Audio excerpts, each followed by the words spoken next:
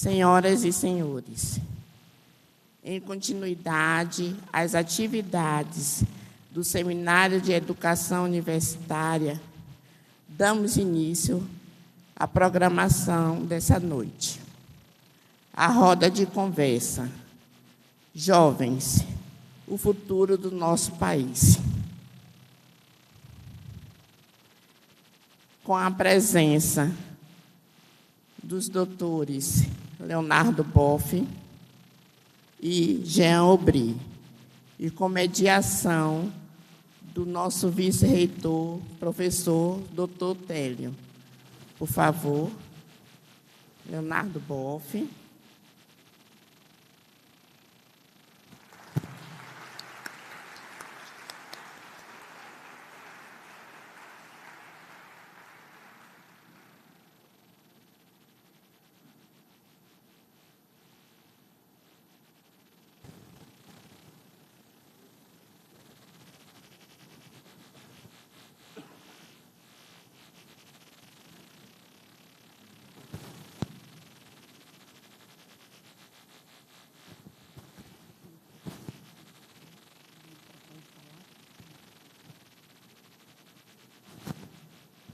Jean Aubry.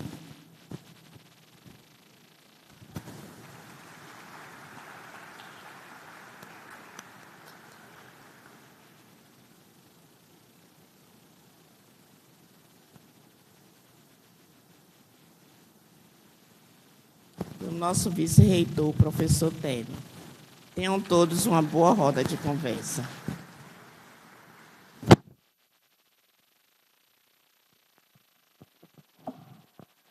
Boa noite a todas e todas aqui presentes, essa roda de conversa. É uma satisfação poder ter vocês aqui presentes. É uma satisfação maior aí ter essa oportunidade de mediar essas duas personalidades aqui, o Dr. Jean Aubry e o Leonardo Boff, né, que dispensam mais apresentações. E Dora me fez essa provocação, fez essa proposta em relação à roda de conversa, com essa temática, jovens, o futuro do nosso país, e que tinha como objetivo, né, o público-alvo, os universitários, né? Já que o evento, o Seminário da Educação Universitária, tinha um público-alvo dos profissionais da educação, mas o desejo de muitos estudantes das nossas instituições aqui da região, de poder ter a oportunidade também de participar do evento, aí Dora e a organização pensaram nessa roda de conversa para dar essa oportunidade aqui para os nossos universitários. Então, evidentemente, a gente está falando de jovens, de um público universitário, estatisticamente, a maioria, não acho que a grande maioria, são jovens. Isso não quer dizer que não tenha outras faixas etárias, e que bom que tenha outras faixas etárias na nossa universidade, nas outras instituições de educação superior, mas se a gente for traçar uma estatística, né, nós vamos verificar que a grande maioria, de fato, está naquela faixa etária considerada de jovens, né? Então, mas podemos dizer aqueles que estão numa faixa etária, talvez pelo IBGE, que não seja classificado como jovens, mas que tem o espírito jovens, também é muito importante aqui. Acho que colabora com o ideal e a proposta dessa roda de conversa. Quando eu falo de jovem, falo do espírito jovem, na verdade a gente costuma sempre olhar para si e tentar lembrar como passou o seu tempo. Então, eu esse ano tenho uma grata satisfação de completar 40 anos, então a gente já vai avaliando e tentando lembrar. E eu lembro bem quando eu tinha 15, 20, 25 anos, e parece que foi ontem, né? E a vida passou muito rápido. E uma coisa que, de certa forma, me caracterizou, e das relações com os amigos, a gente percebia nessa faixa etária aí, da juventude, aí, na adolescência, entrando para a fase jovem adulto, é aquele sonho típico da juventude, que é a busca de um mundo melhor. Então, é uma fase em que a gente tenta encontrar a nossa identidade e está focado em querer transformar o mundo. E quando você vai se fortalecendo nesse pensamento, é justamente o momento em que você, ou pelo menos em média, né, se tem a oportunidade de acessar a educação superior. Então, de certa forma, onde você pode transformar seu sonho em uma realidade. De fato, você pode, a partir do sonho, transformar a sua realidade, a realidade da sua volta, transformar a realidade da região, transformar a realidade de um país, do mundo. E esse jovem entra na Univasf, entra na UNEB, na UPE, no Instituto Federal e nas mais diversas instituições de educação superior. Aí a primeira pergunta que eu coloco aqui, né? Ao entrar na universidade, esses jovens com esse espírito de busca de sua identidade, de querer transformar o mundo, conseguem avançar nesse caminho de construir um mundo melhor? Ou será que o processo durante a educação superior os fazem desistir dos seus sonhos? E aí a gente tem que encarar, de fato, o papel da universidade nessa, estou falando numa lógica binária, ou avança em relação ao sonho, ou desiste do sonho, mas não necessariamente precisa ser em extremos, né?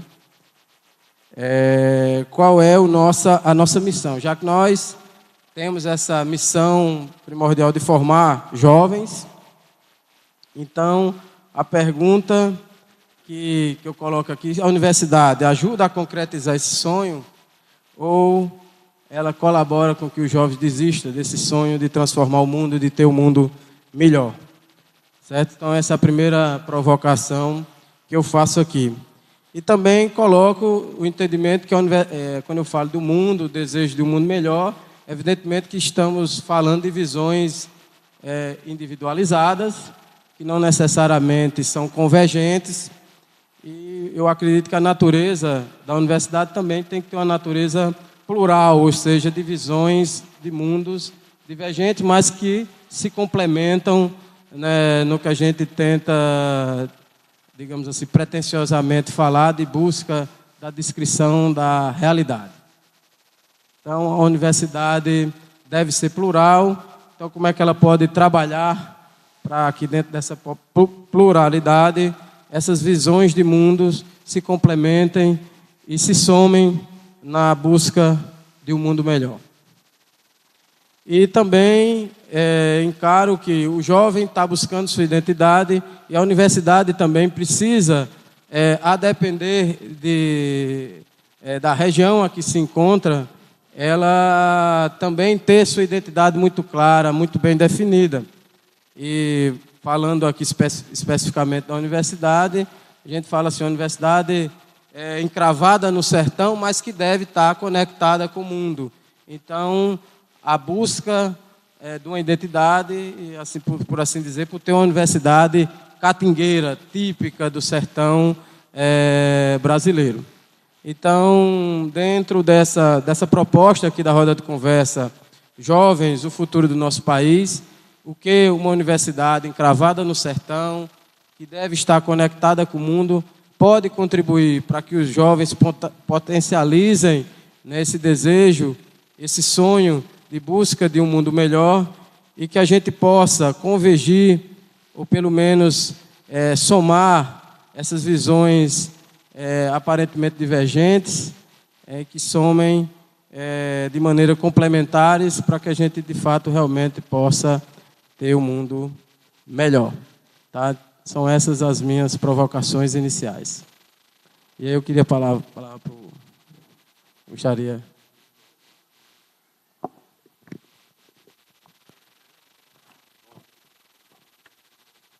Eu quero saudar primeiro o vice-reitor por essa introdução, também a Dora, que veio a caráter com os símbolos da sua cultura, ela fica muito mais bonita assim do que com cabelo.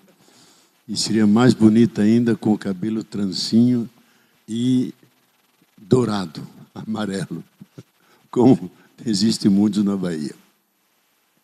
Bom, eu acho que uma das funções da universidade não é só formar os quadros que a universidade precisa, que a sociedade precisa para funcionar. Pedagogos, médicos, engenheiros, as profissões, que aí são os vários departamentos que atendem demandas concretas de uma sociedade complexa como a nossa.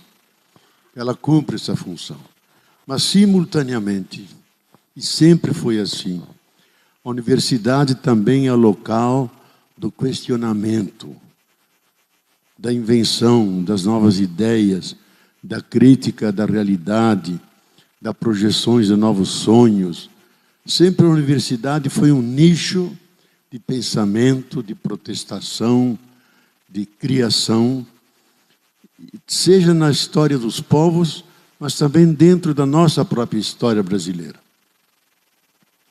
E hoje, mais do que nunca, eu acho que a universidade é desafiada a essa criatividade. E criatividade, num contexto, digamos, daquilo que a gente chama hoje do biorregionalismo, que é a ponta mais avançada da discussão ecológica. Em vez de falar da ecologia do sistema Terra e da sustentabilidade em geral, é analisar cada bioma, cada região, com suas possibilidades ecológicas, naturais, mas também com a sua criatividade cultural, com as figuras que lá apareceram, com as lideranças, com as tradições, com as festas, aquilo que forma o Lebenswelt, o mundo da vida concreta daquele povo. E a partir daí criar uma síntese que melhora aquela situação, onde a sustentabilidade não se transforma numa mera palavra retórica, mas ela se realiza efetivamente. Porque em termos do sistema global, a sustentabilidade não acontece. O sistema global da vida, da Terra, é absolutamente insustentável. Agora, se tomamos as regiões e consideramos as possibilidades que lá existem, em todos os sentidos, seja ecológicas, naturais, culturais, tradicionais, aí se pode criar uma síntese onde a universidade é muito importante, porque ela pensa a partir das raízes. Esse era o sonho de Darcy Ribeiro, o sonho de Anísio Teixeira, quando criaram a Universidade de Brasília, pensar o Brasil a partir do Brasil, não a partir de categorias de outros países, com outros teóricos. Não, ter a coragem de pensar com a nossa própria cabeça, a partir do chão onde nós pisamos, e criar algo que seja nosso. Então, isso eu acho que é uma das tarefas perenes da universidade. E eu considero os jovens vocês, os protagonistas desse novo. Nós somos velhos. Eu sou já oficialmente velho. Com 70 anos sou oficialmente velho, com 78 sou oficialmente super velho. E com 80, se chegar, sou ancião. Já estou para além de velho. Eu sou ancião. Então, eu acho, nós temos alguma experiência que podemos passar adiante, porque passamos a vida inteira acumulando, refletindo, sofrendo derrotas, avanços. Eu, desde os anos 60, que estou metido com isso, teologia da libertação, que é pensar o mundo a partir da periferia, dos pobres, dos últimos. Avançamos um bocado nos anos 70 e 80, e agora só colhemos derrotas, uma atrás da outra. Somos vencidos em todos os campos. Mas sobrou uma coisa em nós que é fundamental. Sobrou uma semente. Nós somos sementes. E a semente contém dentro de si as raízes, contém o tronco, contém a copa, as folhas, contém as flores, contém os frutos. Então, essa semente nós podemos passar adiante. Foi o que sobrou de nós. O resto cortaram tudo. Mas nós não desistimos. Então, a gente olha a juventude como aqueles que serão os protagonistas, idealizadores, os sonhadores, os projetores que projetam um Brasil diferente do que esse que nós herdamos. Ninguém de nós está satisfeito com o Brasil que herdamos. Acho que a crise de hoje nos deixa claro isso. Nós não estamos satisfeitos, porque esse Brasil não é bom para as grandes maiorias. É ótimo para 71.440 super ricos,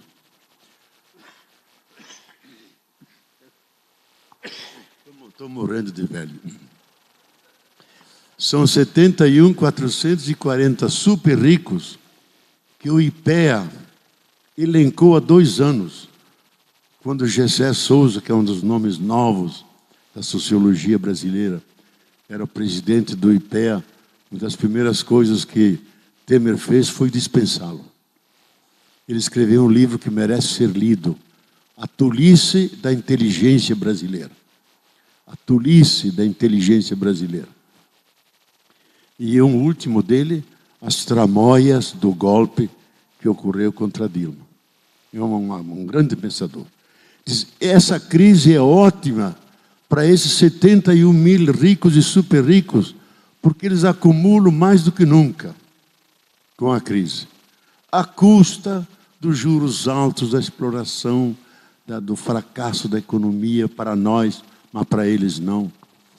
Quanto mais alta é a taxa do Selic, mais eles ganham. Então, para eles, não, a crise é ótima. Agora, para a grande maioria do povo, é uma cruz que eles não merecem carregar e ser imposta nas costas deles. Eu tenho um irmão, e nós trabalhamos juntos, na Baixada Fluminense, já há muitos anos, com gente bem pobre, junto ao Rio Suruí, onde há desova de cadáveres. Cada dia, 3, 4 cadáveres que são mortos pelos milicianos, pela droga, desovam lá. Mais da metade daquela população perdeu a Bolsa Família, cortaram. Graça à fome. As crianças sobem nas bananeiras e comem as bananas cruas. Invadem as hortas que tem por lá para comer raízes, comer o que tem para comer. É a consequência dessa atual crise que penaliza os pobres. Então, em quem nós podemos confiar? Digamos, qual é o sujeito portador de uma nova esperança que nós podemos dizer, através deles, com seus aliados, com suas articulações, podemos pensar um Brasil diferente do que esse que nós herdamos. E é a juventude. E se a juventude fracassar, isto é, se vocês fracassarem, nós estamos perdidos. Vai se reproduzir o mesmo e de forma pior. Então, eu lanço um desafio aqui. Quando o Papa esteve no Brasil, disse uma frase que se fosse no tempo dos militares, mesmo sendo Papa, ele seria expulso, como persona não grata. Que falando aos jovens do Rio, disse, jovens, vocês têm que ser revolucionários. Bom, assustou todo mundo. E disse baixinho, com a graça de Deus, para salvar a dimensão religiosa.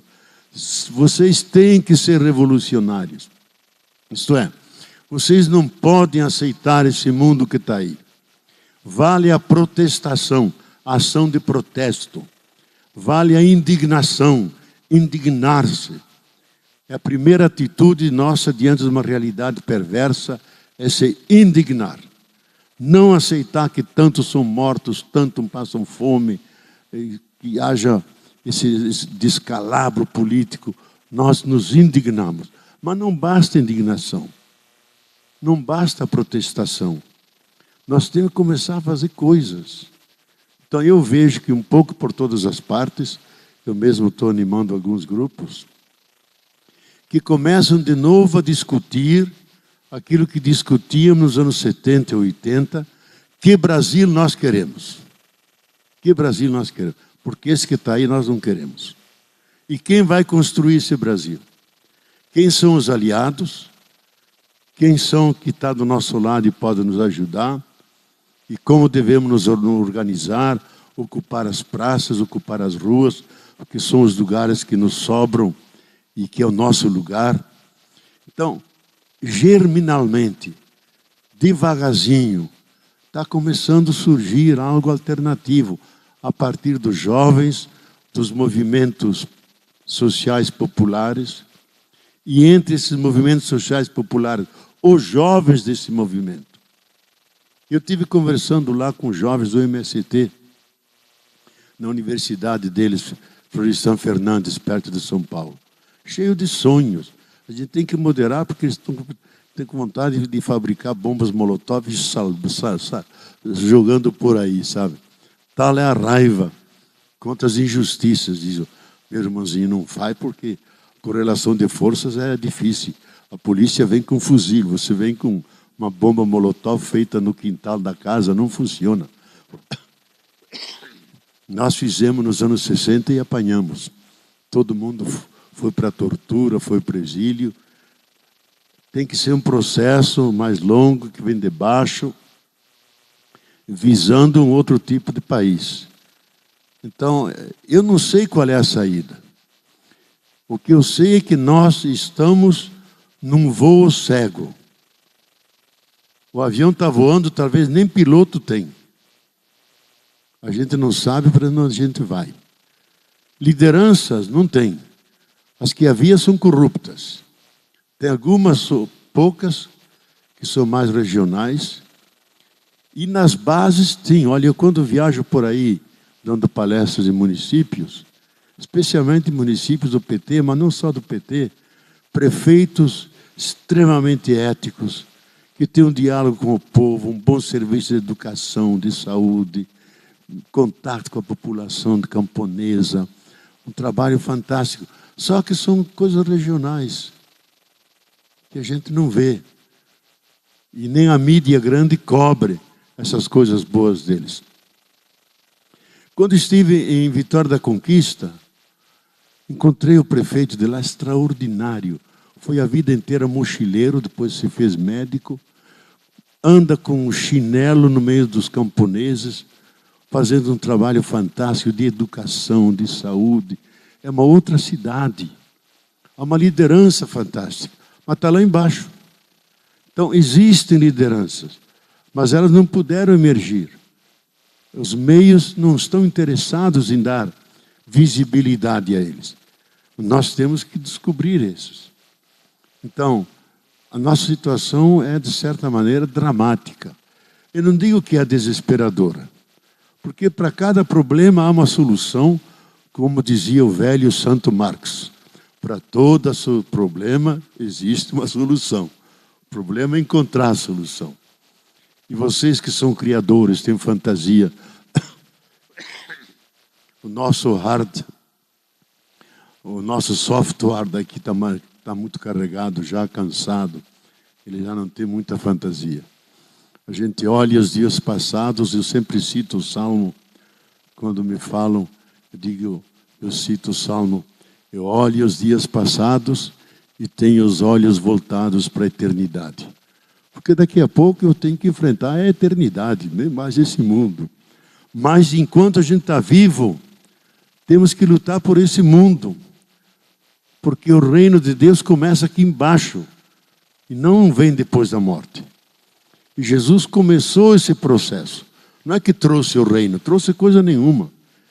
Ele veio nos ensinar a viver os bens da solidariedade, do amor incondicional, da solidariedade.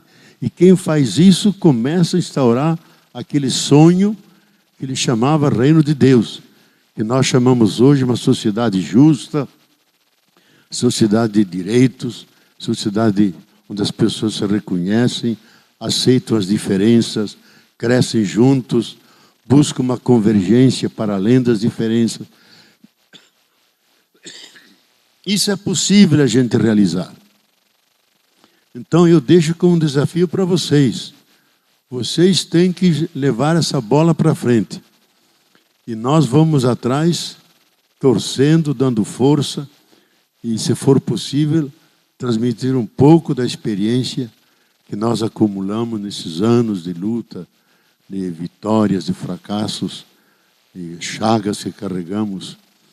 E eu fui punido de um lado para o outro, escapei da polícia, escapei do Vaticano, que me impôs o silêncio obsequioso, quiseram me condenar de herege, mas não conseguiram. Então, tudo isso pertence à nossa história. Mas estamos aqui, estamos vivos. Enquanto nós estamos vivos, podemos espernear, não desistir, nunca desistir. Se é para cair, cair de pé como uma árvore. Mas não de qualquer jeito. Então, eu acho que é um desafio para vocês. Pensar em esse país, que Brasil vocês querem, articular entre vocês, fazer rodas de conversa, porque um sozinho não consegue, mas criando uma roda de conversa, um apoia o outro, um ilumina o outro, vai se criando um movimento, mais do que partido, movimento para um outro tipo de país que seja digno de nós. E seja digno para nossos filhos e nossos netos que virão depois de nós. Mas vamos ouvir um sábio que está aqui do meu lado, que tem muita experiência.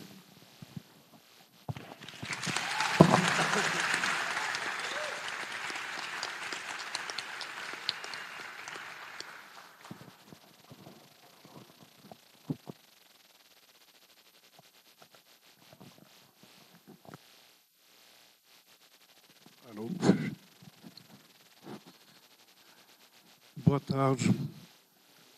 Boa noite. Boa noite. Deus lhe abençoe.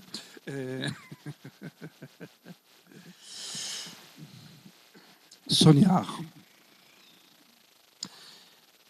Talvez não se dão conta que o sonho é a nossa ponte mais importante entre a realidade e a utopia. E entre a realidade e a utopia, nós temos a ilusão. Criar uma extensão, criar um acréscimo da realidade, ele sempre sai da ilusão.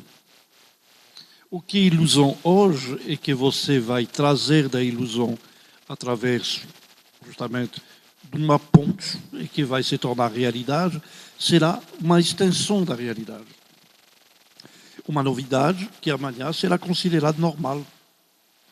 Nossos pais viviam uma realidade muito mais restrita do que a gente. Nossos avós, mais ainda. E isto aqui a gente deve à geração de pessoas que se dedicaram para poder, de uma forma corajosa, de uma forma, às vezes, perigosa, se aventurar no desconhecido. Às vezes você vai ouvir falar que a utopia é uma idiotice. Mas dentro da utopia você tem as próximas ilusões. Por causa a gente tem que sonhar, e o nosso sonho, geralmente, ele está localizado dentro da utopia pelos grandes sonhadores, dentro da ilusão pela maior parte de nós. Quer dizer, ele está perto da gente, mas ao mesmo tempo ele não faz parte da realidade. No caso, será que tem gente que não sonha? Eu não estou falando do sonho psicanalítico. Eu estou falando desses sonhos que revelam uma parte de conflito, uma parte de desequilíbrio. Não, estou falando de um grande sonho de vida. Esse sonho, ele aconteceu uma vez na sua vida, porque todo mundo tem esse sonho. Ele aconteceu na sua infância, na sua adolescência, um dia de profunda tristeza, um dia de profunda injustiça. Nesse momento você se sentia expulso, você se sentia incompreendida. E você foi no seu quarto chorando, seu quarto revoltado, E à medida que as lágrimas começavam a relaxar, começavam a acalmar sua ansiedade, você começou a viajar dentro de um mundo imaginário, mas um mundo diferente. Um mundo onde existe mais justiça, mais liberdade. Essa liberdade que acabou de ser cortada a você. Essa justiça que está lhe faltando nesse momento. E nesse momento você montou um cenário. Esse cenário não acontece dormindo. Ele acontece num estado que a gente chama alfa.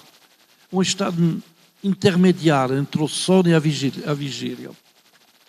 E esse sonho, ele estava tão gostoso, ele estava tão verdadeiro, que a gente tem medo de falar dele. Mesmo nossos amigos mais íntimos, a gente não tem coragem, porque ele poderia sujar o sonho. Ele poderia dar risada, ironizar talvez. No caso, esse sonho fica guardado. Mas esse sonho não são imagens. Esse sonho é uma sucessão de sensações onde você faz uma coisa que lhe engrandece. Que você, por sua causa, o mundo será melhor. Por sua causa, ele será mais justo. Ele será mais fraterno. Ele será mais adaptado. O grande problema é que as nossas instituições, o nosso sistema de vida, não cuida muito bem desse sonho.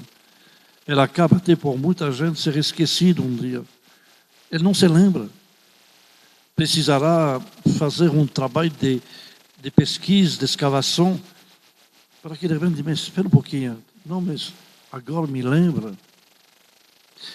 E todas as pessoas um dia têm uma razão para sonhar uma vida melhor, um país melhor, uma situação social melhor. E esse sonho é o maior patrimônio que vocês estão trazendo aqui dentro das faculdades, dentro do cenário de uma universidade. Infelizmente, a gente não presta muita atenção a esse patrimônio. Esse patrimônio, ele pode modificar, ele pode alterar a grande estrutura do mundo, do planeta. Mas vai ter que ter coragem de ir buscar, porque vai ter que entrar dentro da utopia, ou talvez dentro da ilusão, e construir seus alicerces para que amanhã eles se tornem reais. Ele se torna tão real que por todo mundo é evidente. Esse sonho de vida, ele é nossa espinha dorsal energética. E, infelizmente, os problemas da vida, as duplicadas, os aluguéis a pagar, acaba abafar, acaba anestesiar, etiolar. E, pouco a pouco, a gente se acomoda. Mas sabe de uma coisa? Eu falei uma coisa errada. A gente parece se acomodar, mas a gente tem a sensação que tem alguma coisa que está faltando. Alguma coisa que a gente deixou passar. Então, no final da vida, algumas pessoas que não teve coragem, ou que não teve a oportunidade de ir à busca desse sonho, eles vão entrar em pânico. Quantas vezes, como médico, assisti uma pessoa nos últimos momentos da vida, e quantas vezes eu ouvi, doutor, pelo amor de Deus, faz alguma coisa, eu preciso ter um pouco de tempo. Eu deixei passar minha vida, eu não fiz nada, eu só cuidei de mim. Me dá um prazo. Eu, do outro lado, você tem gente que chega um momento, são de terminar esse circuito, e que vão fechar os olhos com uma tranquilidade, porque eles sabem que o mundo é diferente por causa deles. São duas sensações extraordinárias. Uma primeira sensação do sonho, uma última sensação de ter alcançado o porto. E como? Será que todo mundo vai ter que mudar o mundo? Não. Mas depende do mundo. O primeiro mundo a mudar é a gente mesma. Não há possibilidade de você amar alguém se você se odeia. Não tem possibilidade de cuidar da vida, da natureza das pessoas, se você nem presta atenção a você. No caso, você tem na Bíblia uma frase curiosa que às vezes é mal compreendida. Amará os outros como a ti mesmo. Não é falado amará os outros melhor do que você a si mesmo. No caso, vai ter que aprender a cuidar de si. E esse aqui é o primeiro passo. E cuidar de si, veja bem, é se dar lambido todas as manhãs e beijar o espelho que está mostrando a sua cara. E esse, se amar. Como que você se ama? Me conte. Eu pareço um koan. Você sabe esse tipo de pergunta que não tem resposta? Não. Se amar não é tão complexo nem misterioso. É prestar atenção a si mesmo. Só. Prestar atenção e você treina com você mesmo. Alors, quando você consegue se dar essa atenção, você pode prestar atenção a mais alguém. E daqui a pouquinho a um grupo maior. E daqui a pouquinho a um grupo bem maior.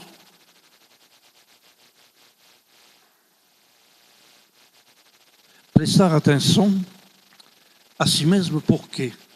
Porque somente através desse processo você pode se bater e encontrar seu sonho. Porque se você só presta atenção às coisas externas, você como uma borboleta, uma mosca, você está correndo lá, mas você não tem nada a oferecer. No caso, as pessoas, qualquer um de nós, tem um sonho de melhor. Ele pode se tornar melhor sobre um circuito muito pequeno. Um grupo, ou talvez até uma família. Só querer fazer que a sua família seja melhor do que a família dos seus pais. É possível. Você tem gente que tem um universo mais restrito. Porém, a gente poderia pensar um pouco mais com audácia. E essa aqui a gente vai entrar numa palavra que se chama política. O laboratório de formação da política é a sua casa no seu bairro. Não é de falar da política lá em Brasília. No Brasil nós temos uma característica, não sei se você já ouviu isso, mas tem mais ou menos 200 milhões de presidenciável. Porque você não vai ao barzinho, todo mundo sabe o que tem que fazer. Todo mundo tem uma resposta pelos problemas do país. É interessante. Nunca vi tanto presidente possível. Mas da sua casa está tudo bagunçado. Você tem solução para o país, mas dentro da sua armário é um mango. Amará a ti mesmo. Amará teu próximo como a ti mesmo. No caso, o que é a política? É fácil. Eu vou resumir, eu vou ficar muito sintética. É servir sem se preocupar do que volta para si. É a base da política. Se você quer para você, você não faz um bom político. É melhor você plantar rabanete, porque você vai ter os rabanetes que chegam para você. Mas se você quer falar em termos de política, você vai ter que prestar atenção que você tem uma disponibilidade a oferecer. Servir. Vai ser uma palavra que, infelizmente, no Brasil a gente se esquece a maior parte do tempo. Mas como que a gente aprende a servir?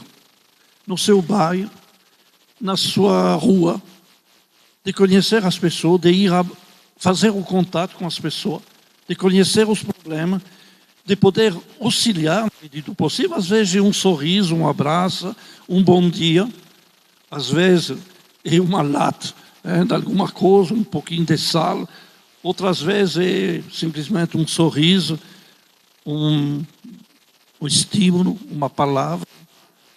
Muitas vezes pode ser também um objeto, um serviço, oferecer uma carona, simplesmente conhecer a existência, prestar atenção às existências dos outros. É lá que se formata a verdadeira universidade da política.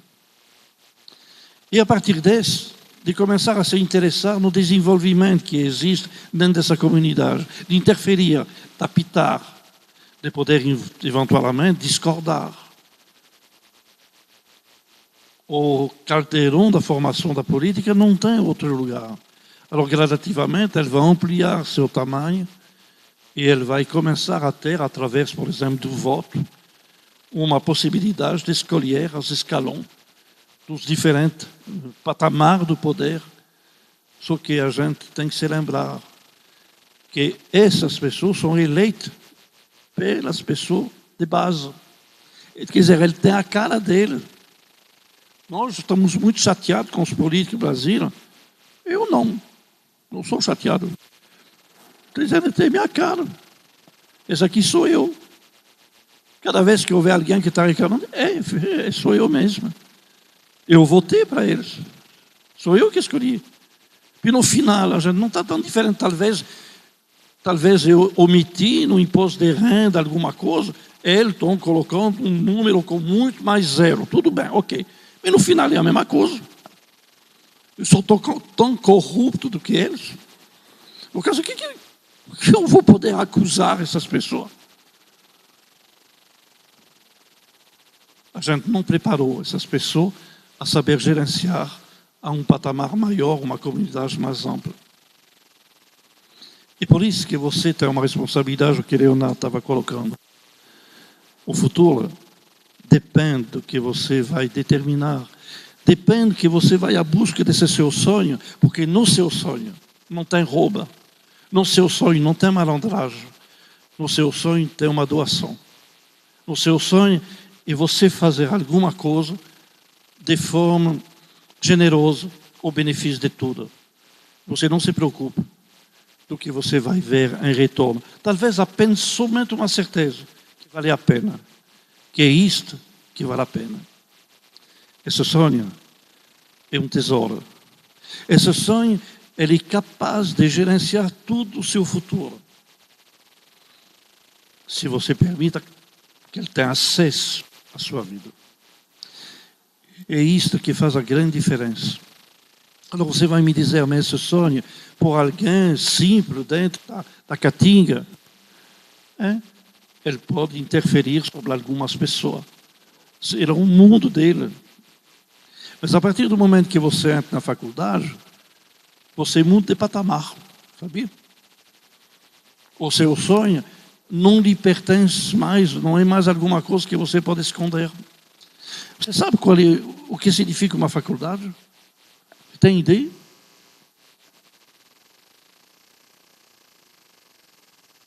Parece que não. Está todo mundo silencioso. Você sabe o que é uma faculdade? Eu vou levantar, eu acho que eu prefiro ficar repetir. Você sabe o que é uma faculdade? Facultare, é latim. Faculdade significa uma capacidade, uma capacitação. E muita gente pensa que você aprende uma profissão. Não é profissão. Quando você sai da faculdade, você tem um diploma, e com esse diploma você não faz nada. Se você não fiz estágio, se você não tem um conselho de engenharia, de medicina ou alguma coisa, esse diploma é nada, você sai. O seu valor no mercado é abaixo do salário mínimo, só para pagar o ônibus. No caso, não vai me dizer que a faculdade formata ao profissional. Ele faz alguma coisa, mas não é a profissão.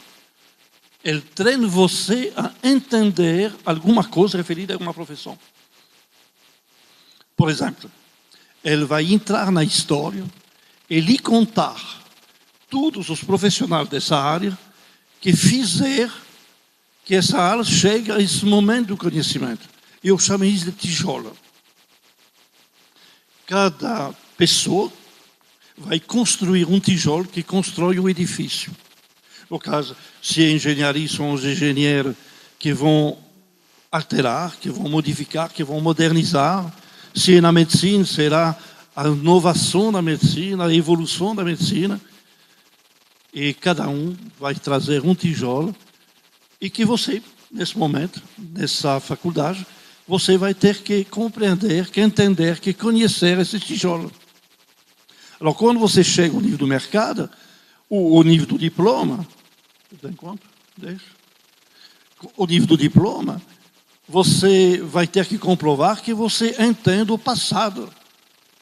E quando você atua dentro da realidade profissional, você vai ter que usar o que todos os outros vão trazer um dia e vai ser o seu papel. Nesse momento, você não pode fazer mais nada do que isto. Um belo dia, você começa a ficar saturado de fazer o que os outros já inventaram. De vez em quando acontece, são coisas que ocorrem, que você está sendo solicitado por uma obra, por uma cirurgia, por alguma coisa. Eu não sei se ia acontecer com algum profissional daqui, mas fazendo uma cirurgia, eu tive essa experiência muito tempo atrás, eu encontrei alguma coisa que nem um livro, que nenhuma aula me aprendeu. Eu não estava com internet, porque não existia internet na época. E, nesse momento, eu estava com um dilema à frente de mim. Ou eu fecho e o coitado vai morrer, ou eu não sei. Alors, eu posso rezar 3 Ave Maria. Tá? Ou senão eu vou relaxar. Eu tenho as minhas mãos dentro da barriga do coitado. E nesse momento, curiosamente, eu não senti. Sabe o que eu fiz? Eu tirei as luvas. E coloquei minhas mãos. E lá eu comecei a fazer alguma coisa que eu nunca sabia. Não inventei, porque eu não sabia nada. Logo mais tarde se tornou um procedimento que foi considerado novatório. Eu não sei de onde vem. Tem alguém que talvez o som baixou, direcionou minhas mãos e eu fiz. E o camarada, não sei se até hoje está vivo, porque a gente já tem muito tempo. Nesse momento, eu estava pronto por alguma coisa a mais. Eu estava pronto por um outro caminho. Era a universidade. Universidade significa universo. Não é mais uma preparação. O universo é gigante. O universo é um espaço que parece que não tem fronteira. E lá tem um orientador que não é mais um professor. Eu chamo às vezes de mestre. Meu mestre, que me falou: olha o espaço que está aqui. Vai construir teu tijolo. Vai lá a algum lugar e trouxe uma coisa nova. Trouxe alguma coisa de diferente. Trouxe uma coisa que vai poder servir pela humanidade daqui para frente. As pessoas vão te chatear, elas vão te gozar, elas vão te acusar, elas não vão te compreender, não tem importância. Eu vou te compreender. Eu não vou contigo, não. Não é mais o meu papel. Você vai ter que ir sozinha e construir esse tijolo e trazer para nós, para poder acrescentar mais um tijolo a esse edifício. E que a partir de agora, os próximos alunos, você, vão ter que considerar dentro do seu currículo, para um dia colocar seu tijolo também. A universidade e a capacidade de ir dentro do desconhecido, dentro da utopia, para poder trazer alguma coisa que vai modificar, embelezar, engrandecer a vida das pessoas que vão chegar depois da gente, o mesmo nos conterrâneos, se for necessário. No caso de universidade e faculdade são duas coisas diferentes. Infelizmente, eles estão no mesmo prédio. Aparentemente são os mesmos professores, mas não. Por que você faz um mestrado? Por que a gente tem um mestrado dentro do currículo? O mestrado é para preparar professor a deixar de ser professor, para se tornar mestre, para poder fazer a ponta, a passagem da faculdade para a universidade. O mestre não ensina nada. O mestre chocoalho. Mas o mestre, ao mesmo tempo, lhe dá esperança. Lhe evita de renunciar. Ele lhe permite ter a gasolina que está lhe faltando num momento difícil. Ele está lhe guiar para evitar que você faça uma cambalhota, erre, e se dá a impressão de ir para lá e você está retornando para cá. O mestre não ensina nada. Ele vive ao lado de você. Ele é seu maior incentivador, seu melhor torcedor. E você, nesse momento, quando eu falei dessas estrelas do infinito, você sabe onde está essa estrela? Dentro de você mesmo, no seu sonho. No caso, a gente parece ir tão longe e, ao mesmo tempo, estamos tão perto. Leonardo está dizendo que essa bagunça que a gente está tendo, só você ter uma condição de poder corrigir. Eu acredito, como ele. Mas eu não vou carregar nos seus ombros a responsabilidade. Eu gostaria apenas de lhe incentivar a não desistir. E que mesmo através das dificuldades, mesmo através do momento onde você se sente incompreendida e perdida, não desista. Você tem um tesouro dentro de você mesmo. E ele é, dentro desse passado de um dia terrível, de um dia de sofrimento, o que estruturou a mecânica que se torna um ser humano capaz de se comparar, de se associar, de poder chegar no coração de Deus. Nesse momento, é única. E lá você tem uma certeza. A sua vida você poderia reviver 1000 vezes. 1000 vezes você faria a mesma coisa. Porque a sua vida vale a pena. E isto, que talvez dentro dessa faculdade que você vive, talvez não pareça uma questão essencial no momento. Mas eu acho que nós não damos tanta valorização, tanto interesse, tanta atenção a esse material precioso que existe em cada um de nós. Se a gente imaginava aqui a somatória de todos os sonhos de uma vida melhor, de um país melhor, de uma família melhor, você imagina o país que a gente teria agora? Se a gente colocar isso em prática hoje? Não precisaria de revolução, não. Seria a melhor e a mais fantástica evolução. Eu não gosto de revolução. Eu não gosto. Porque a revolução tem uma característica, estudei isso muito criteriosamente. Revolução se chama revólver. Você sabe o que é um revólver? Pam, pam, pam. O que é? Tem um barilhete que gira. No caso, se você está lá nesse momento, e gira, ele volta, que o que você destruir, volta no lugar. Qualquer revolução cria a contra-revolução. Em todo lugar do mundo, sempre acontecer. Observe, você tem uma revolução, daqui a pouquinho, os opositores estão no poder. Agora, uma evolução é uma espiral. Não se repite, ele se amplifica. Ela absorve, ela agrega. E na universidade é para aprender a fabricar a espiral da nossa vida. Ele não é para fazer um rodízio que se repite e que volta ao ponto de partida. É isso que eu gostaria, de uma forma simples, contaminar você. Não desistir. E mesmo que alguém lhe fale que você não tem condição, não escuta. Eu tenho costume de dizer, e faço isso muitas vezes, desculpe. Mas talvez eu falar uma coisa terrível, muito chata. Mas você tem que saber, não tem má aluna, tem só má professora. Se o aluno não tem resultado, é porque o professor não sabe levar essa pessoa ao resultado. Deixei todo mundo calado, hein? Não vem me dizer nunca que tem um aluno que não presta, que não dá. Apenas você não sabe o caminho, não conseguia entender o processo que leva essa pessoa a se desenvolver.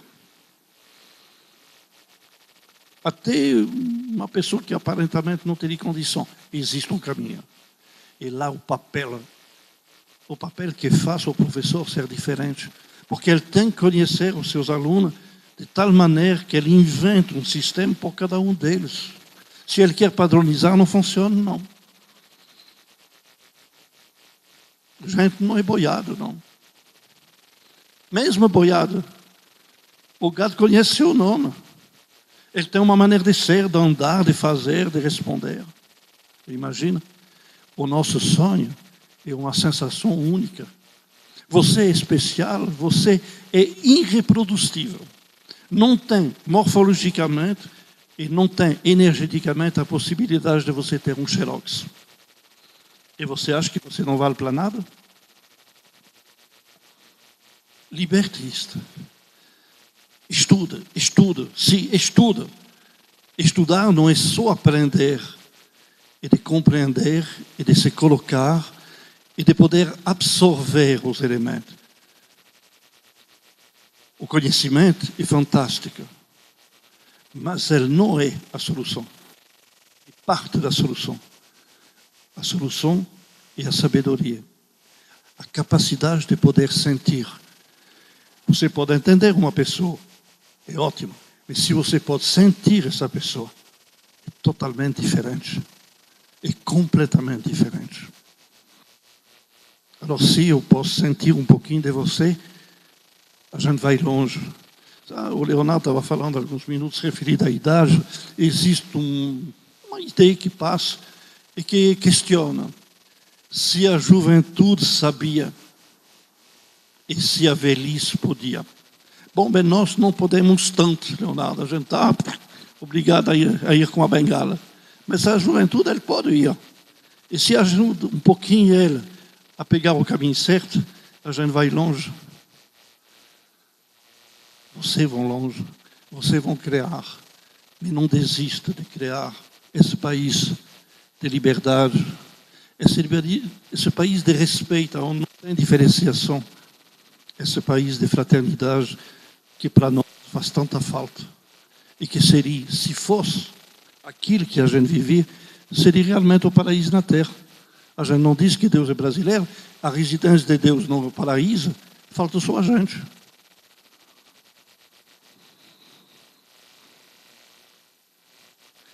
A solução está dentro da gente. Nesse momento, talvez você não consiga pegar, mas se você dá um pouco de atenção, um pouquinho de amor, eu tenho certeza que daqui a pouquinho você vai ver que talvez o caminho é mais perto da gente. Não deixe as pessoas dizer que você não presta, que você não sabe. Não se preocupe disso, são julgamentos. Você tem alguma coisa preciosa que você tem que libertar. O seu sonho de vida, porque esse sonho, ele é generoso, ele não pode errar, ele não tem contraindicação, ele não tem efeitos colaterais. Ele só faz alguma coisa que vai ampliar, que vai poder melhorar e trazer para a geração futura mais um elemento em favor. O conhecimento é mais perigoso porque com o conhecimento você quer agregar mais para você. É isso que acontece muitas vezes. As pessoas se tornam sabidas, mas não por sabedoria. Porque no final, eu vou terminar sobre isso. Tá? Eu tenho mais um minuto. Tá? Me dá um minuto. Tá? Por que essas pessoas estão roubando atualmente? Você já ouviu, você já viu o noticiário? Né? Você sabe lá, não se fala em milhões, você sabe em bilhões. Por que as pessoas roubam? Porque eles gostam de dinheiro. O que eles vão fazer com 100 milhões, 200 milhões? Vão fazer o que com isso? Comprar 30 automóveis? Bom, ele pode usar um cada vez. 200 sapatos? Só um. Vai um par. Por que ele rouba? Porque ele desconfia dele mesmo. Ele não se sente capaz de poder arcar por suas necessidades futuras. No caso, ele não pode perder a oportunidade de armazenar antecipadamente. Pior, ele considera que os filhos e os netos são bobocas, que vão ser lagartos, incapazes de sobreviver por si mesmos. No caso, ele tem que acumular muito para poder ter 2 ou 3 gerações garantidas. São em psicologia ou em psicanálise, vamos dizer, pessoas complexadas, num complexo de inferioridade supercompensada. Infelizmente, é o panorama de nossas políticas. São pessoas complexadas.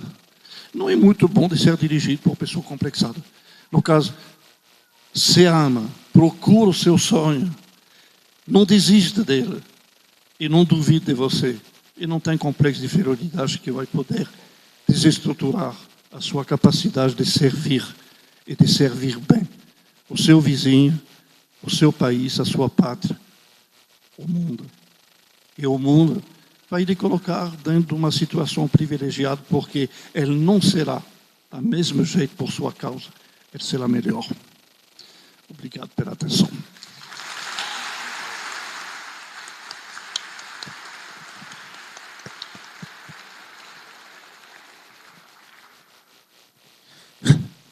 Bom, nós agora vamos franquear a palavra à plateia. E a proposta é que serem feitas 3 perguntas, blocos de 3 perguntas. Então, aqueles que desejarem a palavra, gostaria de, se pudesse, levantar, se identificar. A professora Yariado está bem aqui com o microfone. E Antônio? Pronto. E aí os demais tentem chamar minha atenção aqui, que eu vou tentar fazer uma memorização visual para, após a fala do Antônio, passar em seguida para os demais. Alô, Antônio. Oi. Bom, primeiramente, fora Temer. Importante. Boa noite a todos e todas. Eu queria dizer da felicidade de poder estar neste espaço aqui. Eu estive de manhã, estou agora também muito feliz pelas falas e queria dizer da boniteza da mesa, né? Muito contemplado, mas eu queria direcionar minha pergunta ao Leonardo Boff. Enquanto o senhor falava aqui, eu inclusive chorava aqui no ombro da colega, porque muito da minha formação política, da minha vivência política, aconteceu dentro da Igreja Católica, na PJMP, nos movimentos de base, com Dom José Rodrigues, e inspirado pela Teologia da Libertação. Então, muito obrigado pela essa oportunidade. E tem, inclusive, 2 livros do senhor que inspiraram a minha formação política, que é O Despertar da Águia, A Águia e a Galinha, que me ensinaram bastante coisa no meu período de formação na adolescência e na minha juventude. Muito do que eu aprendi na militância, inclusive a igreja me direcionou a um partido, o Partido dos Trabalhadores, ao movimento de esquerda, e a primeira vez que eu despertei para as causas operárias e camponesas e raciais foi dentro das místicas da PJMP. Foi quando eu vi Jesus Cristo negro, Jesus Cristo indígena, Jesus Cristo camponês, operário, periférico. Chegou um momento que eu não consegui ver Jesus Cristo LGBT, e aí eu fui convidado a me retirar da Igreja Católica, porque aquela identidade já não mais me contemplava, porque eu sentia a necessidade da busca desse entendimento da minha identidade sexual, e aí eu fui buscar amparo em outros lugares religiosos, e as religiões de matriz africana acabaram sendo esse lugar de acolhimento. Não sou feito no santo, mas me aproximei dessas comunidades, inclusive da busca do meu entendimento enquanto sujeito. E aí me parece que essas comunidades são as que hoje mais se aproximam da teologia da libertação, porque elas agregam em torno de si essas diversas identidades excluídas e marginalizadas. Me parece também que os movimentos de esquerda abandonaram a fé, né? A gente propôs uma sociedade esquecendo essa dimensão da existência humana que é muito importante para a gente, que é a fé. Inclusive, no meu momento de saída da igreja, eu entrei no partido e achava que só aquilo daria conta de resolver as questões que me inquietavam, e logo, a mais recente, eu percebi que não é bem assim, né? Eu acho que o tempo vai nos dando algumas maturidades para perceber que nós somos um todo holístico que está circundado por dimensões que precisam ser contempladas. Eu queria que o senhor falasse um pouquinho mais sobre a importância da fé na inspiração da do movimento político, né? Eu acho que, inclusive, a gente vê um cenário hoje na nossa sociedade brasileira de uma crescente das igrejas neopentecostais fazendo uma deturpação de Cristo e inclusive fomentando a violência contra nós, população LGBT. Bom, obrigado. Eu não consegui identificar ninguém mais que pediu a palavra, então vou passar aqui para o Dr. Leonardo Boff.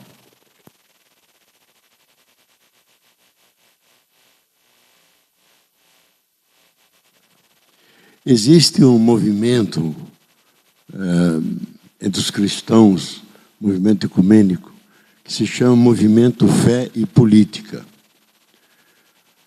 Cada ano o grupo se reúne ao nível nacional e sempre vem 2, 3 mil pessoas do Brasil inteiro.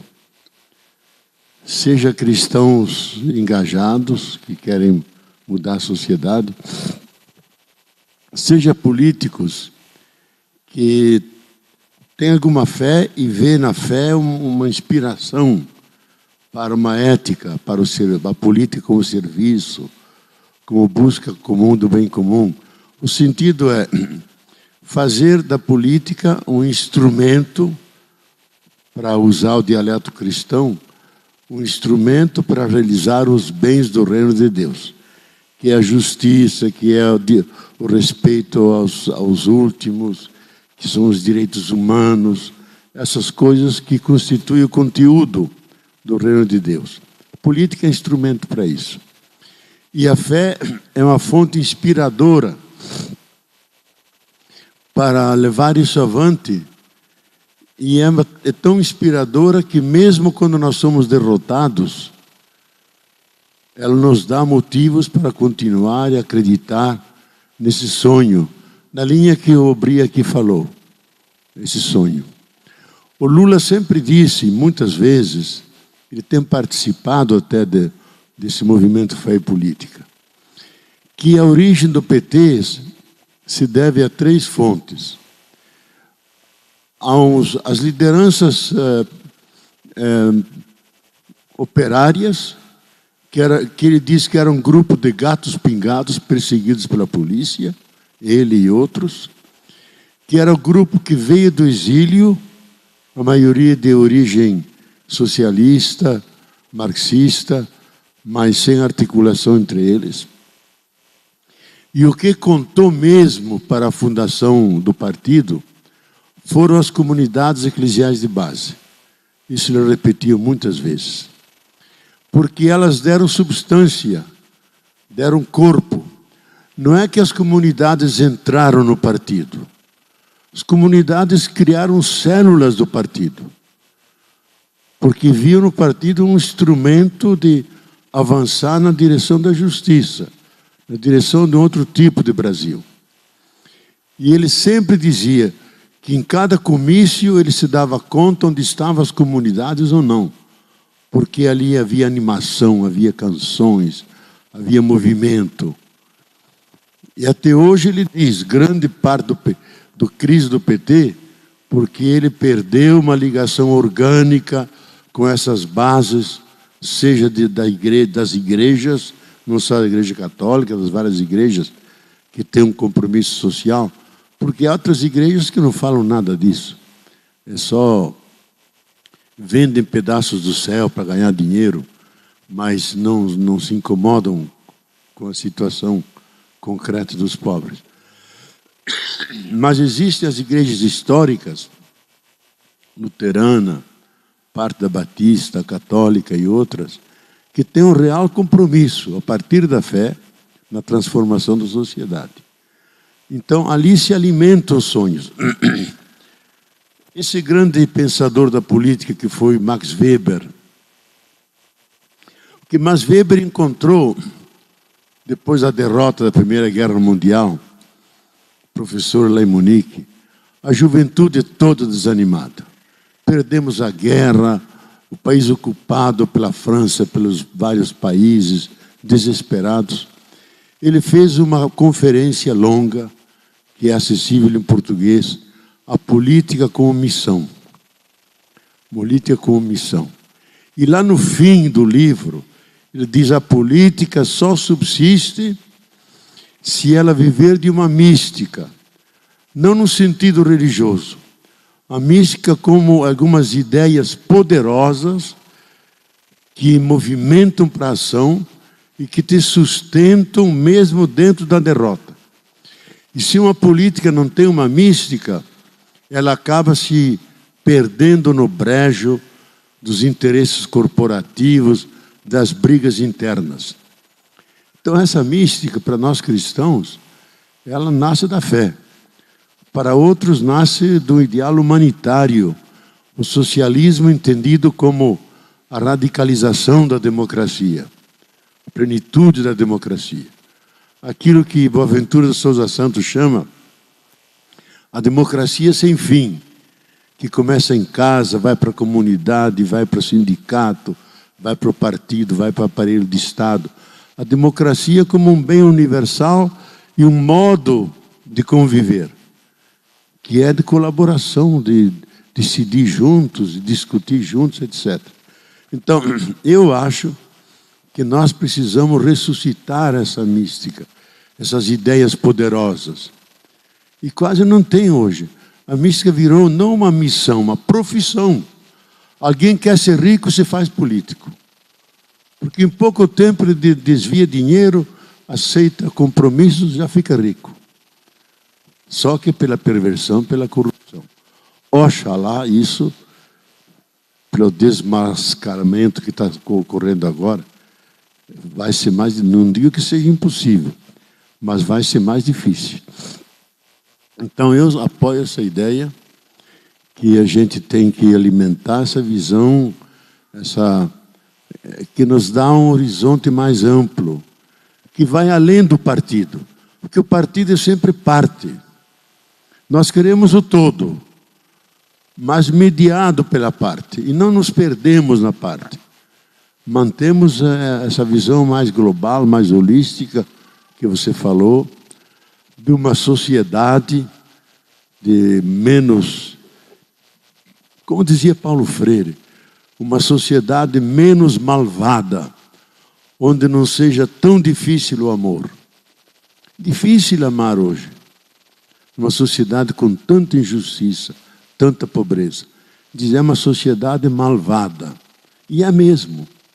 Então, eu acho que nós cristãos, e vocês universitários, e que podem ter outra inspiração ideológica, têm esse desafio humanista de buscar o melhor caminho, de melhorar. Se não podemos mudar tudo, podemos pelo menos melhorar partes da realidade, visando uma transformação mais fundamental. E para terminar, eu diria, se nós queremos a transformação da sociedade, comecemos a transformar a nós mesmos, com uma relação diferente com os outros, uma linguagem diferente, formas de participação mais eficazes e comprometidas, começando com a gente. Não do peito para frente, porque é fácil, mas das costas para frente, nos envolvendo, sendo parte dessa transformação. Se a gente não fizer isso, ficamos só no discurso.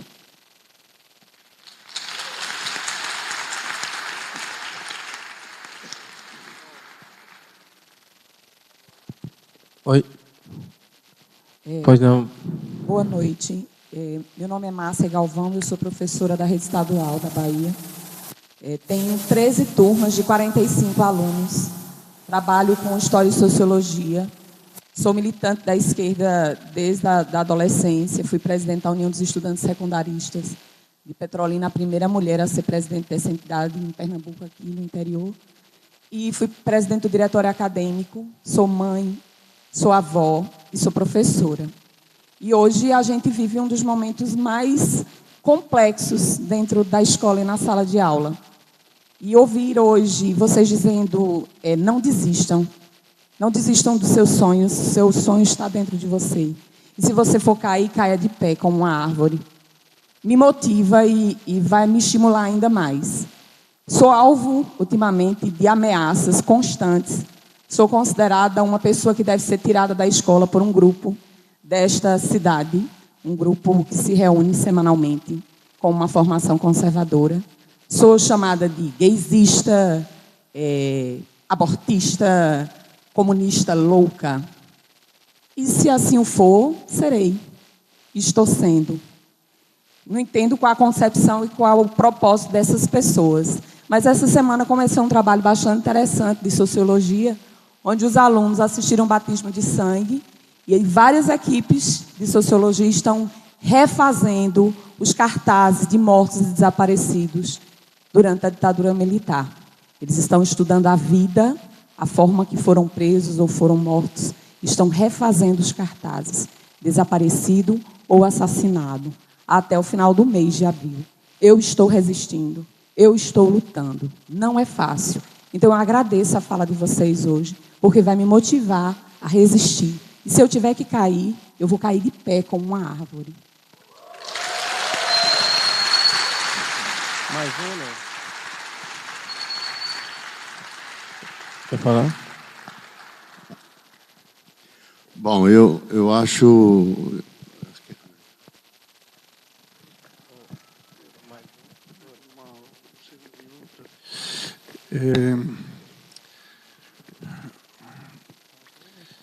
É uma realidade hoje, porque talvez a gente perdeu o rumo de uma relação social.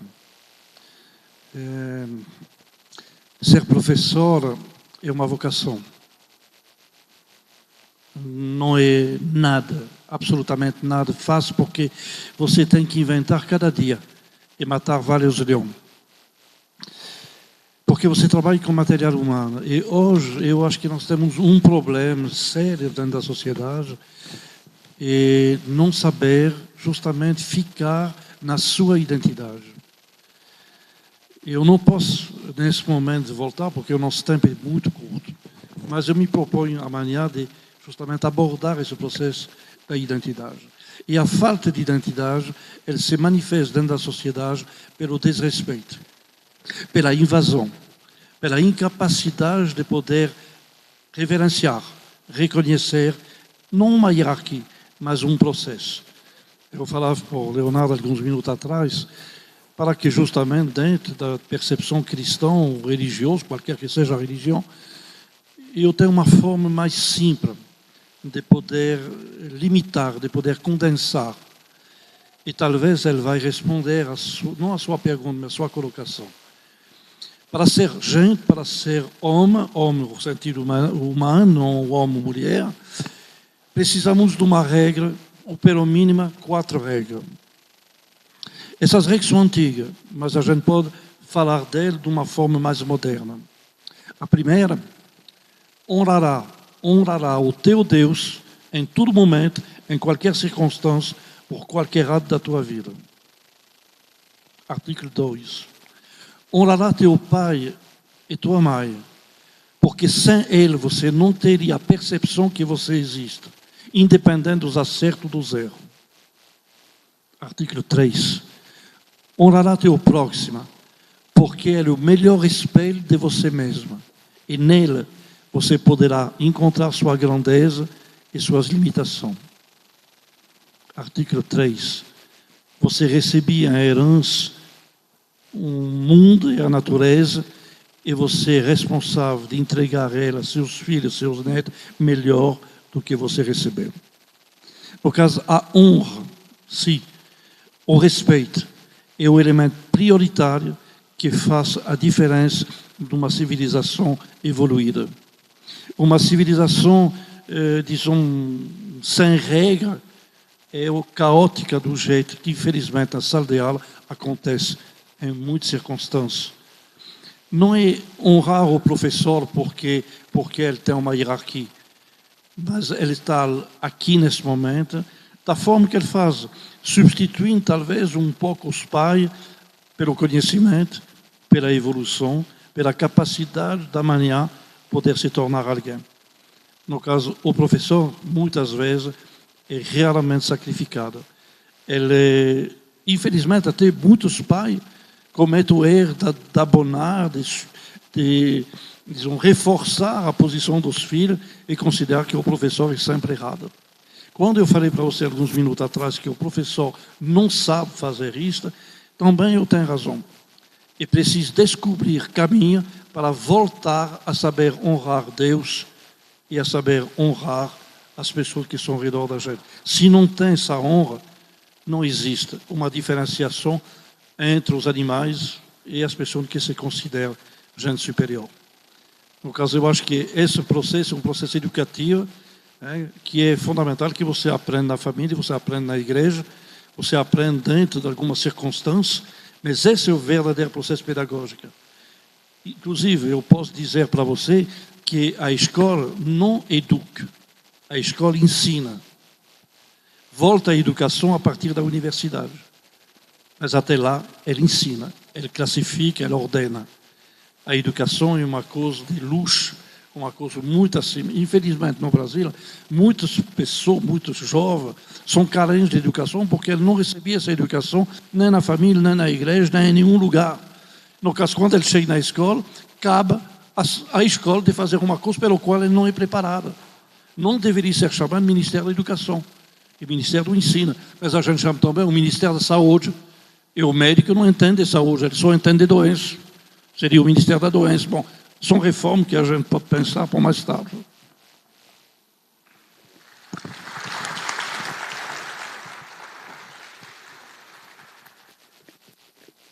Bom, professora Bárbara, né, tem a honra de fechar aqui essa roda de conversas.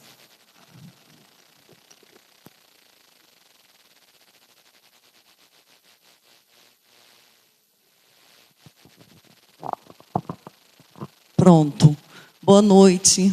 Meu nome é Bárbara, eu sou professora aqui da Univasf, com muito orgulho, muita alegria, né? Descobri que esse seria um ofício que ajudaria a dar sentido à minha vida. E, na verdade, o debate foi me aquecendo, né? Eu cheguei um pouco atrasada à noite, mas estive pela manhã aqui, e as falas de Antônio e Márcia, né, dispararam em mim essa vontade de falar.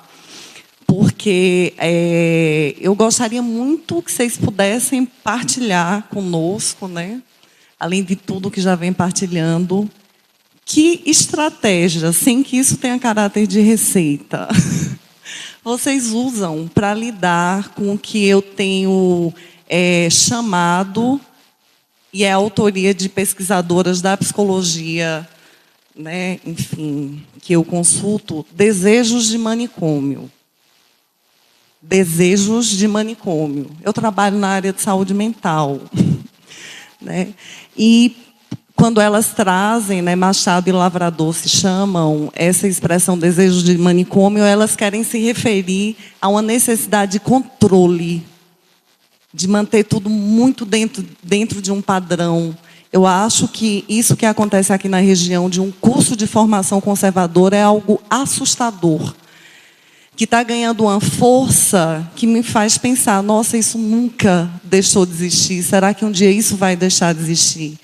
Então, que estratégias, né, para que a gente possa se somar à Márcia, que a gente não só escute isso aqui, mas consiga partir para a ação, aproximar esse discurso, sabe, de algo que a gente poderia chamar de um agir ético cotidiano, né, da ordem de uma micropolítica, que é o que a gente discute na saúde coletiva, assim, que a gente saia do discurso bonito, porque a gente está presenciando, e é em todos os âmbitos, né, esses desejos de manicômio guiando a vida e sabe, as ações.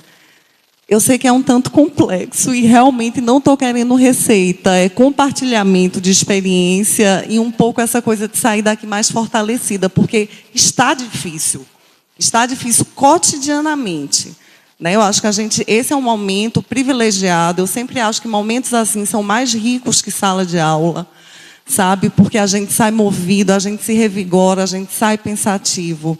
E como perder essa chance de fazer essa provocação e escutar um tiquinho mais. Obrigada.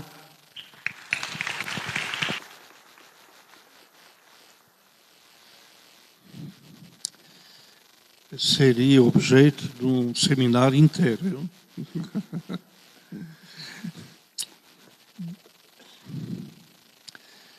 Existem duas possibilidades bem genéricas que são capazes de transformar um ser humano, inclusive, mesmo quando o processo chega a um nível de patologia. Ele está sendo experimentado, ele está sendo testado em vários lugares, e eu acho que ele funciona em todas as formas de experimentação. O primeiro é o afeto. Eu vou explicar daqui a pouquinho, rapidamente, por quê. O segundo é a participação. São dois procedimentos que vai precisar ser estudados especificamente em cada caso. No caso, por exemplo, onde você situa, não vou dizer que é fácil, mas é um caminho. Eu vou fazer uma analogia para você entender o processo da patologia. Quando você realiza uma festa, você tem maneira ou de fazer a festa ou de comprar a festa. Se você faz a festa, você tem os participantes da festa, são também os participantes que constroem a festa. Um se cuida de uma coisa, ou se cuida da outra. Essa festa, ele tem um cheiro tradicional, particularmente na zona rural, que é muito diferenciado. Ele precisa de vários critérios, ele tem que ter um padroeiro, ele tem que ter um ritual, ele tem que ter bebida, ele tem que ter comida, ele tem que ter dança, ele tem que ter música.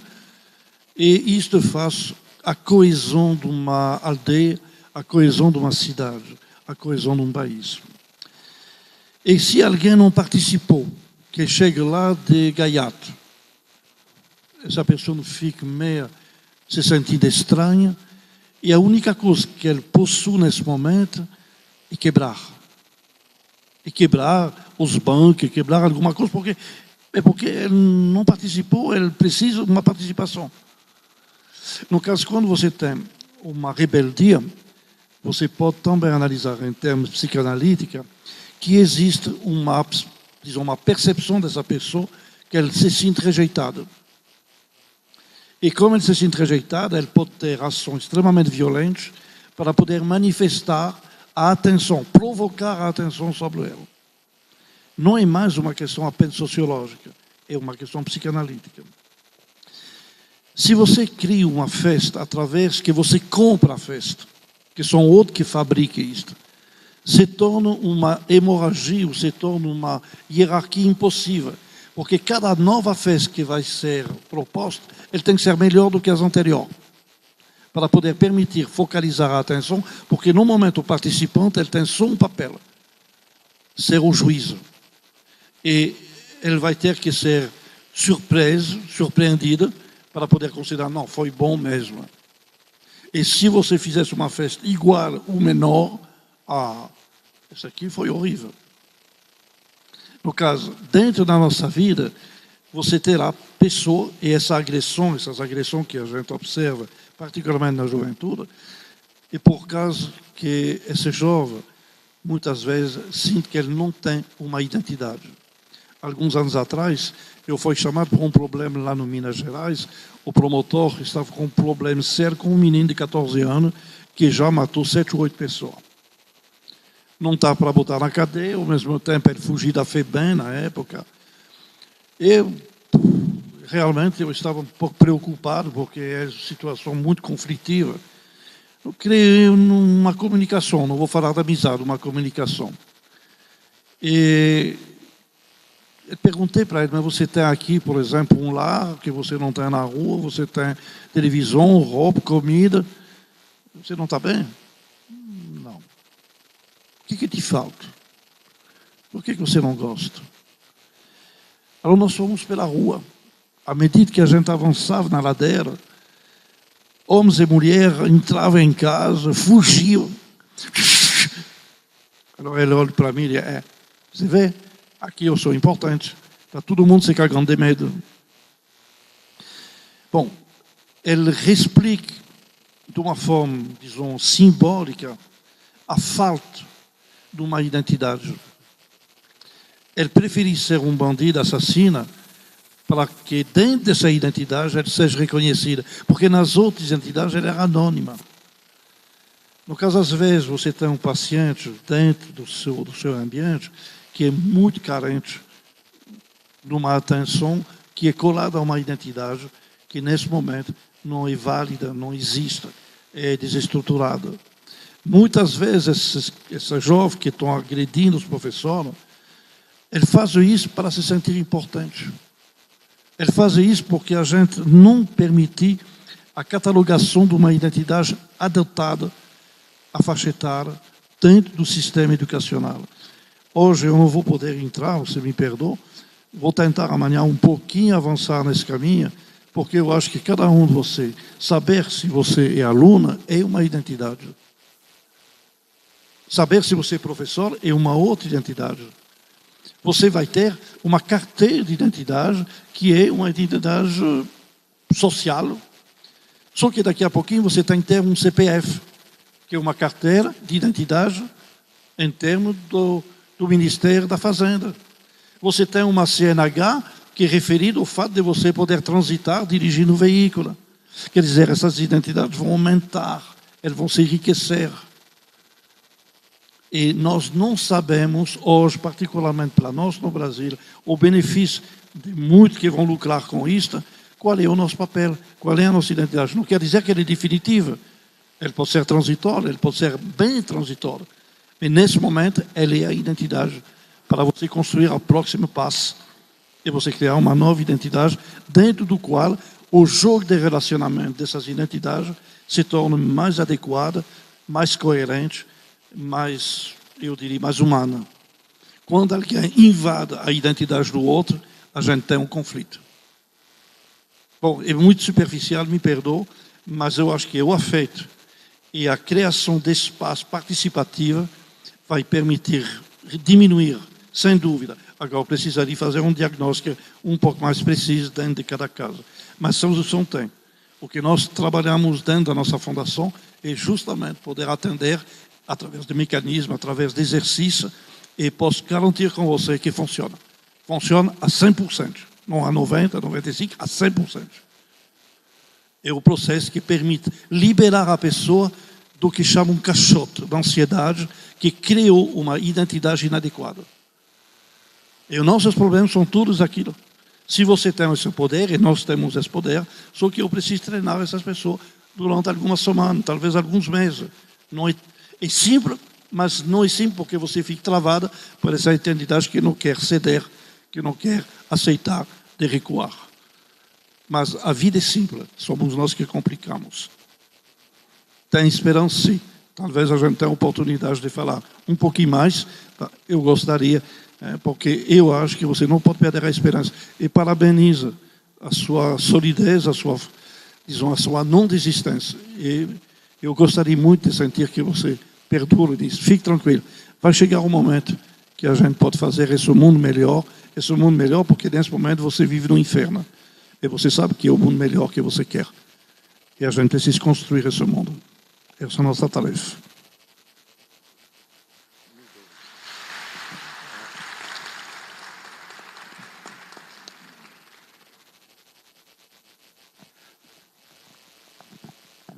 Não,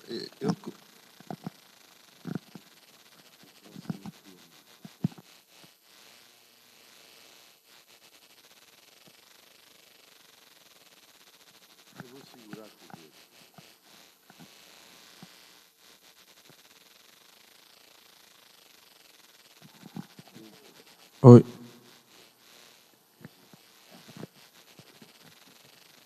É que a sabedoria do ouvir é tanta que o microfone se atrapalhou também.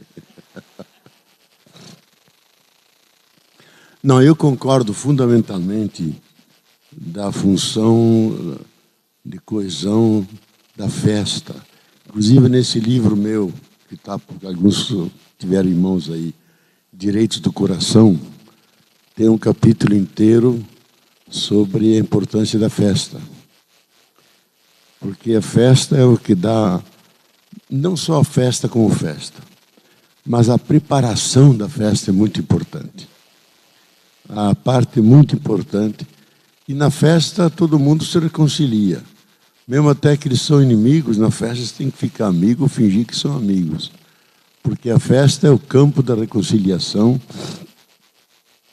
Até o próprio Platão diz isso, que a festa é aquilo que os deuses nos deram para poder respirar como seres humanos.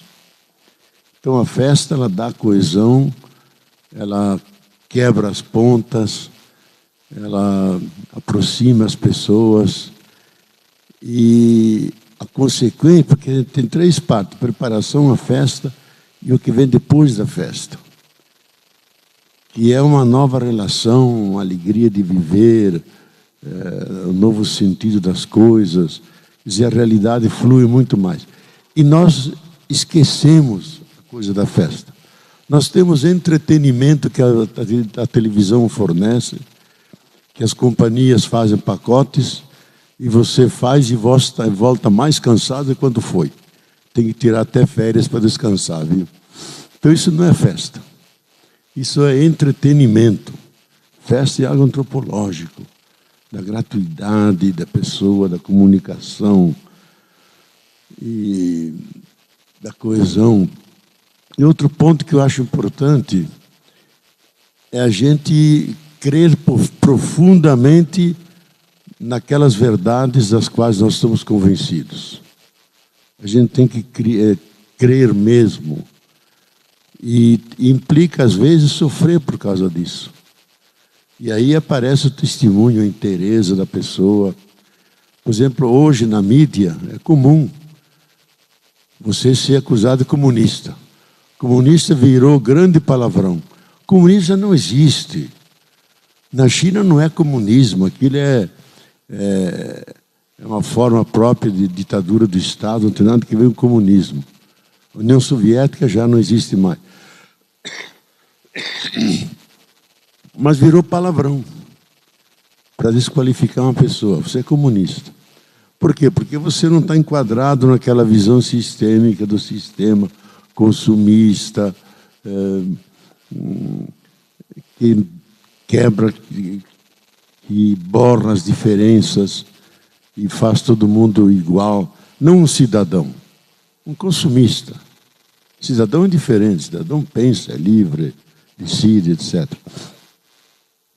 Então, eu acho que é muito importante, especialmente os professores e professoras, dar testemunho das suas verdades e saber suportar essas contradições.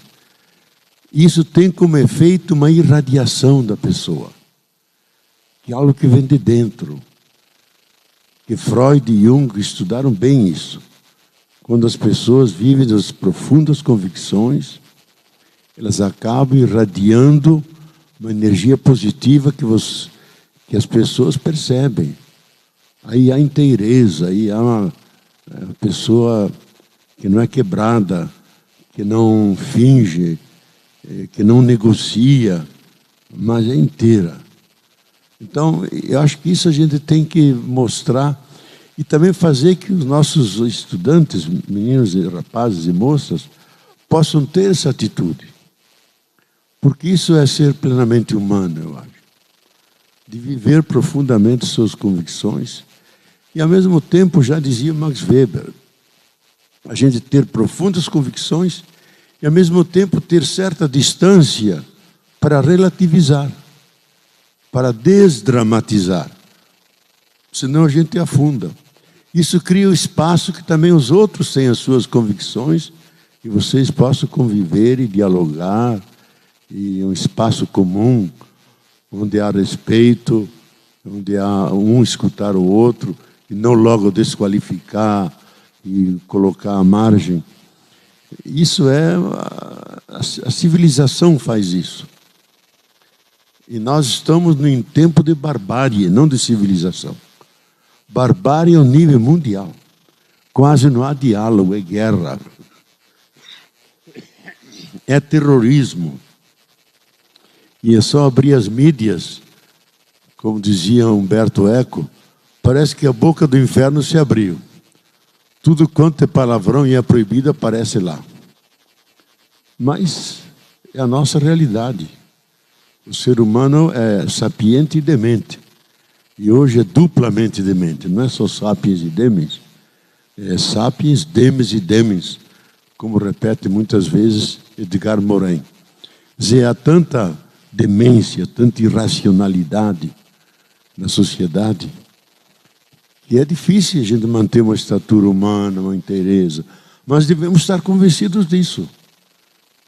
Sermos alternativos, sermos antissistêmicos, contra o sistema. E ser coerente com isso. Não de uma forma arrogante que humilha os outros, mas com uma convicção profunda que vem de dentro. Eu acho que esse é o desafio do processo de criação da própria identidade, como Jung fala, o processo de individuação de cada um, e a verdade pessoal de cada um. E isso é fundamental para professores e professoras, para todos os operadores, digamos, do saber, da saúde, da medicina, desses campos mais ligados diretamente à pessoa humana. Acabou. Então...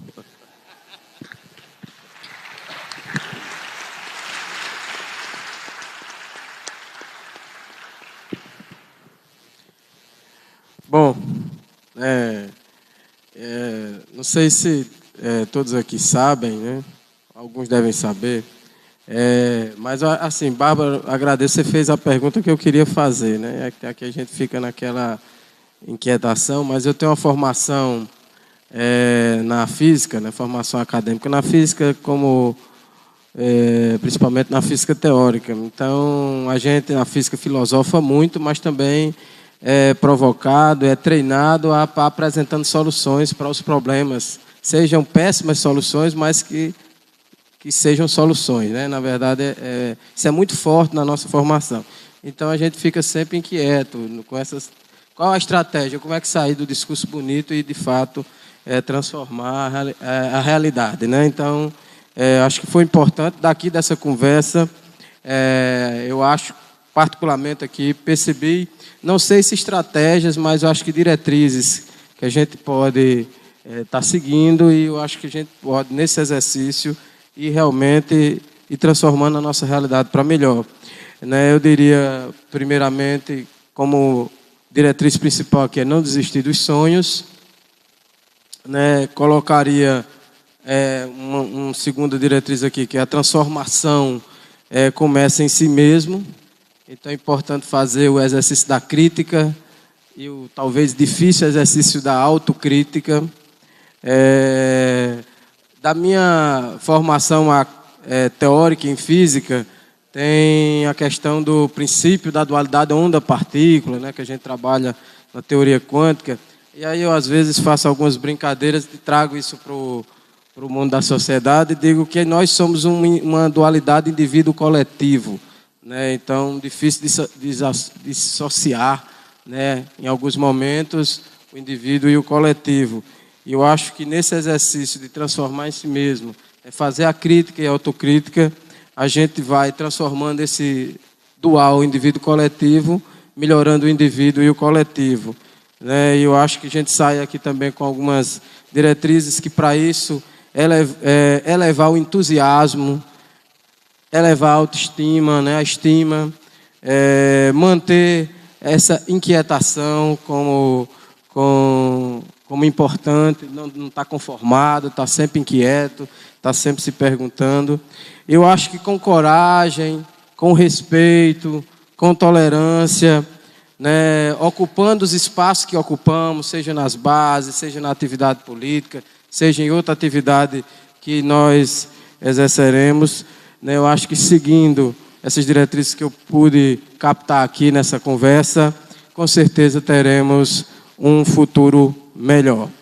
Então, queremos aqui agradecer imensamente aos senhores Leonardo Boff e Jean Aubry, informar que amanhã, a partir das 8 horas, teremos a mesa redonda A Trajetória da Universidade Brasileira e Suas Encruzilhadas. Tá? Então, 8 horas da manhã. Agradecer imensamente a presença de todas e todos aqui esta noite e grande boa noite.